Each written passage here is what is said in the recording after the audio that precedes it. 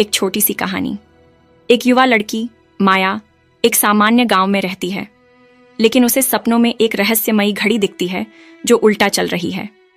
एक दिन वह जंगल में भटकते हुए समय के मंदिर में पहुंच जाती है, जहां उसे पता चलता है कि वह समय का रक्षक चुनी गई है। समय का क्रिस्टल चोरी हो गया है और अब दुनिया में अराजकता फैल रही है।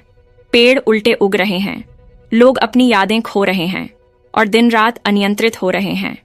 जंगल का भव्य दृश्य, जहां पेड़ों की शाखाएं घड़ी की सुइयों की तरह घूमती हैं, नदियां उल्टा बहती हैं और में पानी की बूंदें दर्शकों की ओर छलकती प्रतीत होती हैं।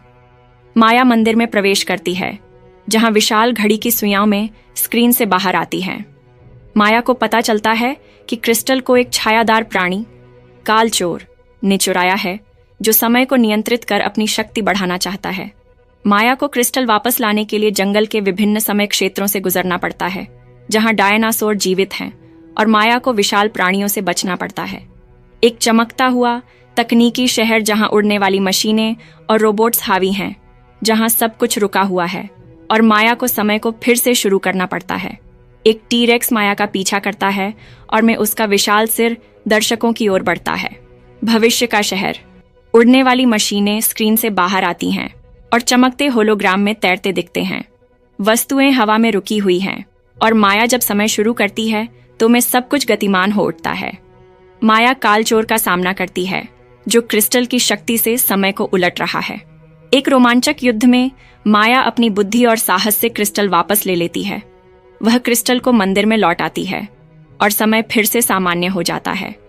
लेकिन माया को पता चलता है कि वह अब समय के छोटे छोटे हिस्सों को नियंत्रित कर सकती है और वह इसे अपने गांव की भलाई के लिए इस्तेमाल करने का वादा करती है। माया अपने गांव लौटती है, लेकिन अब वह एक साधारण लड़की नहीं है। वह समय की रक्षक बन चुकी है।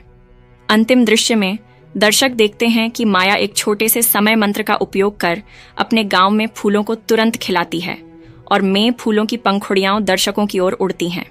संदेश: समय अनमोल है और इसका सही उपयोग दूसरों के लिए खुशी ला सकता है।